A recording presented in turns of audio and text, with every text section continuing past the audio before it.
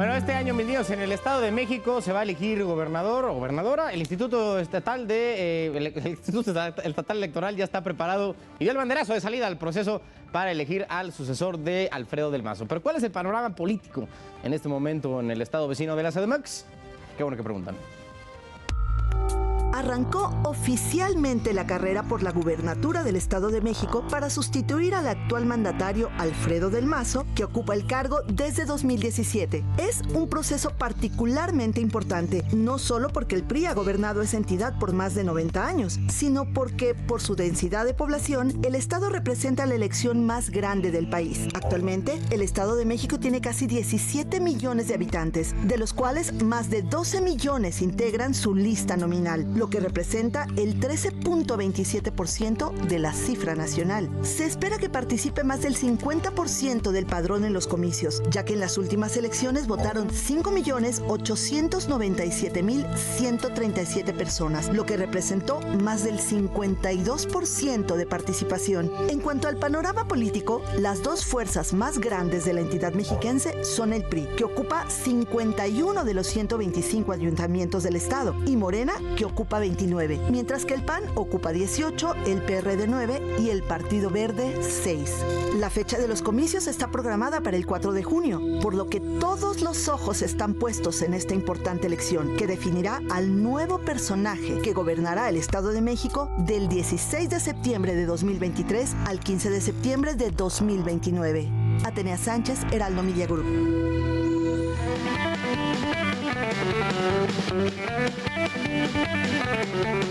Para tratar de darle un poco de sentido a los procesos electorales en este país, que luego son una cosa espectacular, está con nosotros Palmira Tapia Palacios. Ella es analista política, gracias por estar aquí, Palmira, y al maestro Gildardo López, académico de la Escuela de Gobierno y Economía de la UP.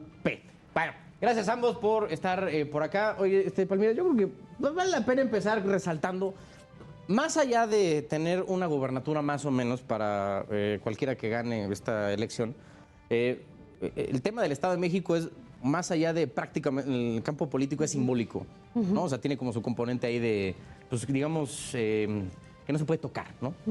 ¿Cuál sería? ¿Cuál dirías que es lo más importante del tema, más allá del tema político electoral, sino lo simbólico en el Estado de México?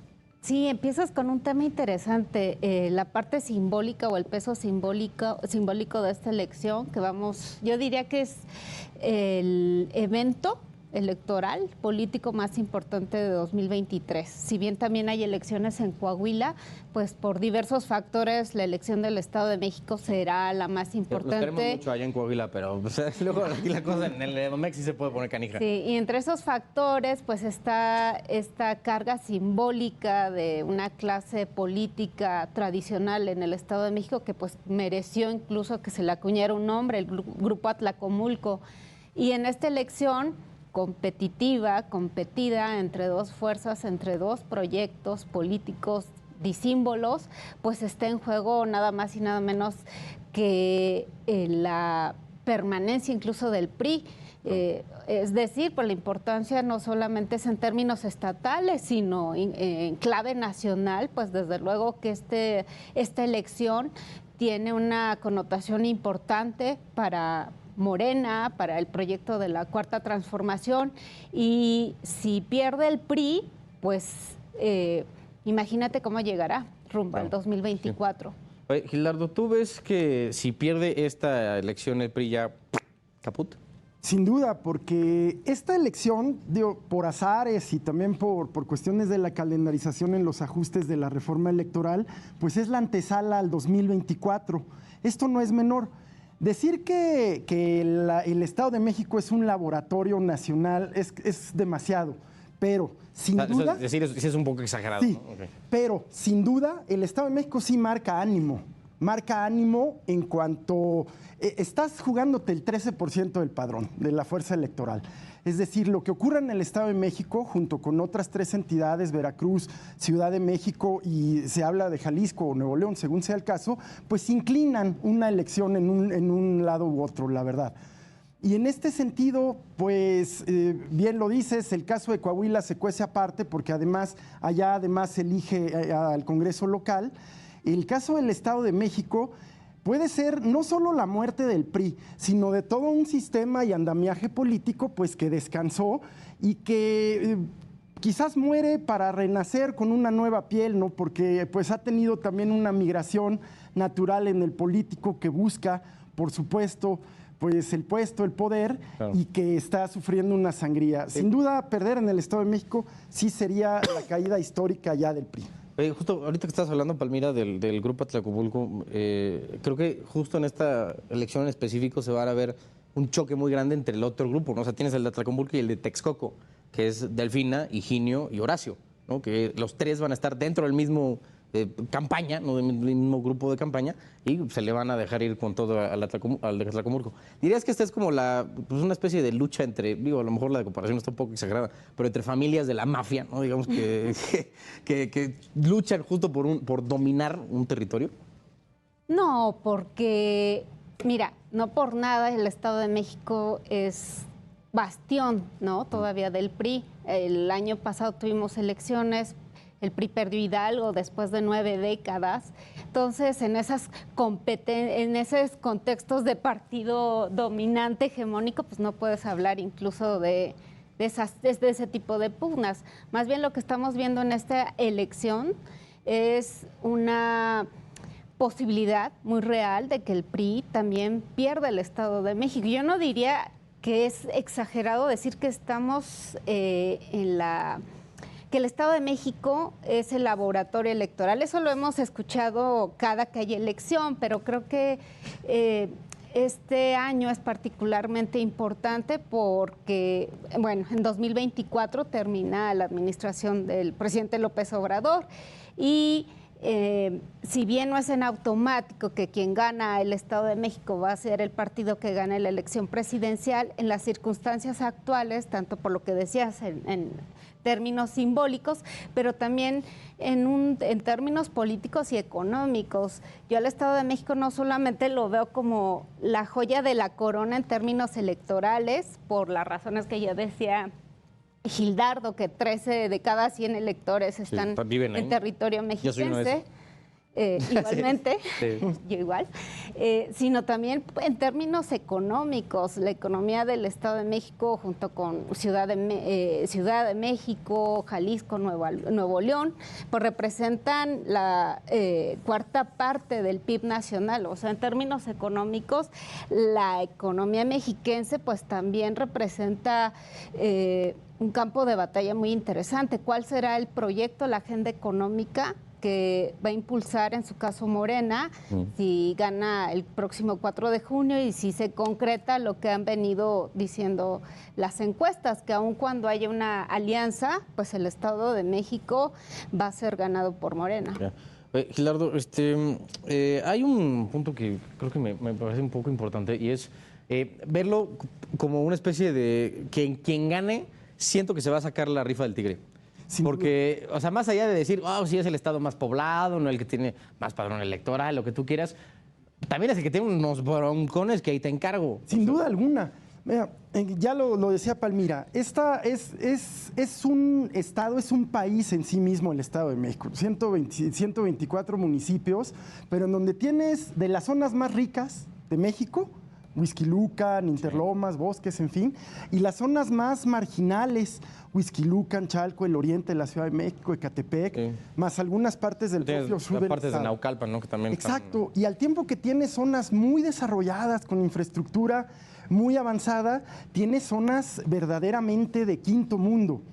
Y la cuestión que permite hacer un vaticinio hacia los resultados de esta elección, pues es que la mayoría de los habitantes del Estado de México se encuentran en esta última situación, en situación de marginalidad. Sí.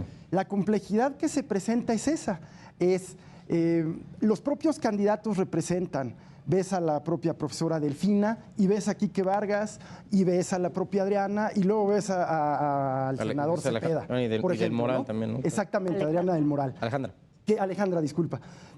Bueno, disculpe Alejandra también. y ves ahí representada la disimbolidad del Estado de México, ¿no? Esa prosperidad, riqueza, desarrollo, atraso que se juegan, son ese caldo, ¿no? En donde se van a juntar todas esas. De hecho, Del Villar fue alcalde de Huixquilucan. O sea, Así es. como que tienen ese rollo, pues, tienes a Del Villar, que fue alcalde de Huixquilucan, Exacto. ahorita ya está su esposa. Exacto. Romina, ¿o cómo se llama? Romina, sí. Romina, no me acuerdo cómo Sí. se apellida. Y del otro lado tienes a Delfina, que ya viene de Texcoco, ¿no? Pues tiene la Exacto. historia, ¿no? Que es maestra desde abajo, ¿no? Y de ahí pues fue escalando. Y, Alejandra de Cuautitlán, exacto. ¿verdad? El senador Cepeda ahorita en la zona Nesa Oriente, en fin. Y no, tienes como estas historias distintas, ¿no? Estos Exactamente. pues, polos que se van a ir encontrando en una elección. Y pues, yo creo que sí, a ver si Palmira opina lo mismo. Yo creo que sí, parece que. No queremos aquí adelantar, no somos el oráculo de Delfos, pero Claro. parece más o menos hacia dónde se está inclinando este asunto, ¿no? Sí, es interesante incluso como lo están mapeando, ¿no? Los candidatos, las candidatas de dónde provienen, porque pues refleja esta diversidad tan grande del Estado de México.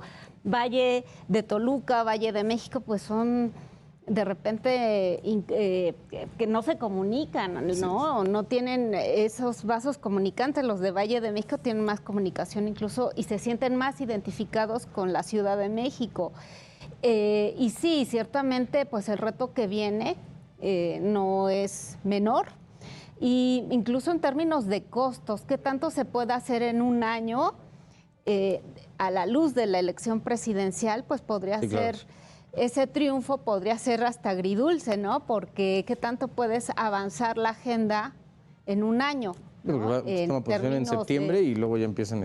Sobre todo en agendas tan complicadas como inseguridad, violencia en transporte, feminicidios y teniendo municipios, por ejemplo, como Ecatepec, o sea, tiene 1.6 millones de habitantes, es más grande que 2 o 3 estados de todo el país. O sea, imagínate la más población que Nayarit sí tiene. Sí. Exacto. Que Colima. Que Colima también. Uh-huh. Entonces, no es un tema menor. Viene la elección, pero después que viene toda una agenda de gobierno, pues que incluso en términos políticos va a seguir siendo tan relevante como el triunfo el 4 de junio. No. Oigan, mi niño, tenemos que ir a un cortejillo rápido. Regresamos con Palmira y con Gildardo para pues, ver qué esperar, ¿no? Del próximo gobierno, sea quien sea, ¿no? Del 2023 al 2029. Ahorita regresamos. Oye, estamos echando un chismazo aquí en la cosa. Para ver, Palmira y Gildardo, un poco para ver por dónde tendría que irse quien sea que resulte ganador el 4 de junio de este año para pues intentar, ya estábamos hablando con Gildardo de la rifa al Tigre, ¿no? Que tiene una situación en el Estado de México, pues justo de unos contrastes brutales, ¿no? Porque tienes unas zonas de una afluencia económica tremenda, ¿no? Partes de Naucalpan, de Huixquilucan, donde hay zonas con gente de mucha lana, y otras que es el polo opuesto, ¿no? Entonces, más o menos por dónde va a ir, o tú esperas que vayan estas propuestas, campañas, acciones. Bueno, ciertamente apenas ha arrancado de manera formal el proceso electoral. Apenas la semana pasada el Instituto Electoral del Estado de México dio el banderazo de salida y pues tienen que cuidar muy bien los tiempos, las etapas del calendario electoral. Apenas el próximo 14 de enero inician las precampañas. Entonces... Y por eso lo hicimos antes de que nos cayera así la veda, mano, porque si no luego ya se vuelve un poco complicado. Sí, después vienen eventos muy importantes, 2 de abril, registro de candidaturas, 3 de abril al 31 de mayo son las campañas. Entonces, pues todavía falta tiempo para ver todo este despliegue de propuestas que deben ser muy puntuales, me parecen temas como empleo, feminicidios, qué se va a hacer, robo a transporte, decíamos hace rato, hay la posible candidata de la Alianza Va por México, oriunda de Cuautitlán Izcalli, vaya tema que se tiene que resolver pues para todos los habitantes de esa zona. O sea, ¿qué propuestas en concreto, qué respuestas van a dar más allá de lo que ya sabemos de sus grupos políticos. Entonces, yo diría que esperemos, todavía es prematuro para hablar de propuestas, pero desde luego que pronto tendremos que analizarlas ya en ese plano, pues dada la importancia y complejidad del Estado de México. Gerardo, ¿qué saldo deja Del Mazo? Yo creo que un saldo muy inercial. Jóvenes como tú dirían X, ¿no? O sea, queda tablas, saca 6, si acaso 7. No solo le queda de ver, creo, al Estado de México, sino a su propio partido. El PRI va a dar una pelea muy dura, eso estoy cierto, no va a ser ningún paseo para Morena, ninguno. El PRI va a echar toda una estructura de 100 años, a competir por su supervivencia. Ustedes lo saben, un animal acorralado es capaz de cualquier cosa. Y pues sumará lo que le sume la parte del PAN que se sume y la parte del PRD que se sume. Comento esto porque en el PAN tampoco hay gran convicción de conformarse en la coalición, como en el PRI, pero en el PAN siento más animosidad en este tema, ¿no? Entonces, lo que sume tendrá que valga la redundancia, sumarse a lo que el PRI determine y a toda esta movilización y operación. Hoy anunciaban a sus 11 operadores regionales, en fin, ves por ahí pues nombres muy operativos, Gustavo Cárdenas, en fin, pero contestando la pregunta ¿hacia dónde va? Yo creo que como sea va a ser una elección dividida, una elección que quede en números muy cerrados, 3, 4 puntos a lo más, es mi vaticinio, veremos, ¿verdad? Ya veremos. Y esto se va a traducir en lo que hemos visto a niveles nacionales, no solo en México, pero en otros países, pues en sociedades fracturadas, en sociedades divididas, y que sumada a la problemática de un estado como el Estado de México, pues es de verdad una bomba de tiempo. Es efectivamente la rifa del tigre. Sí, ¿qué saldo deja Del Mazo?